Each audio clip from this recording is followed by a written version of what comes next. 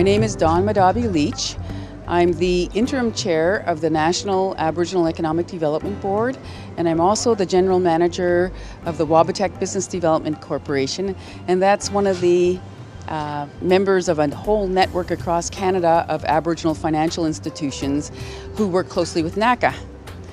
So today's forum was all about a follow-up to the Truth and Reconciliation Call to Action report.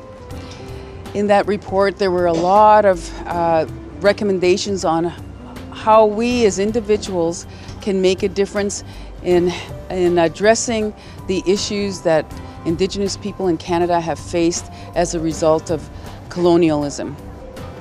And one of the focuses that we wanted to touch on as a national board and as the people involved in Indigenous business and economic development across the country was, what can we do? What can we do to make a difference in terms of ensuring that there's some level of reconciliation for Indigenous people? And how can we better engage and take our rightful place in the Canadian economy?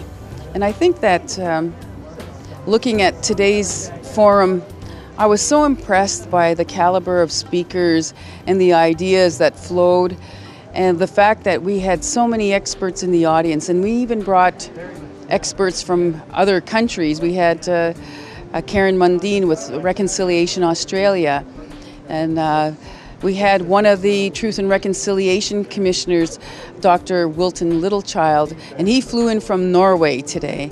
So there's a lot of people who traveled from across Canada and from other countries to share their knowledge on what we can do for economic reconciliation.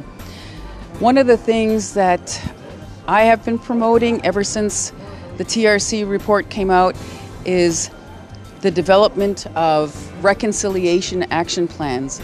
I think that every government, at any level of government, department or ministry, I believe that any company in Canada, small business or the large corporate Canada sector, I believe that education institutions, health institutions could all develop reconciliation action plans.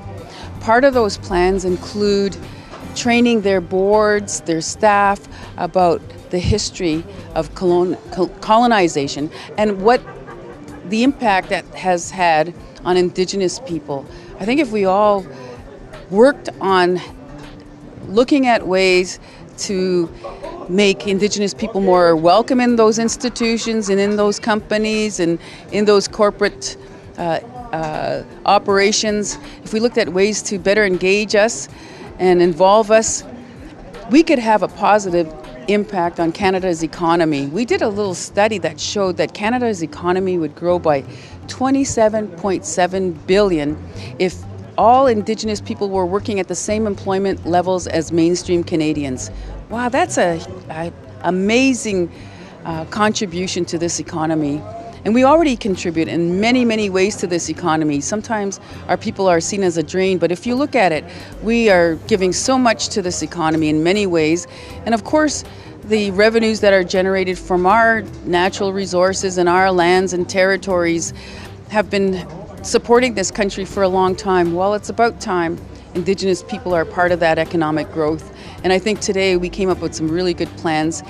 And the National Aboriginal Economic Development Board will be putting together a report and follow-up to this forum, and that'll be available on our website. We're really looking forward to getting those ideas down on paper and sharing that with everyone so they can all take some ownership on ways to advance economic reconciliation.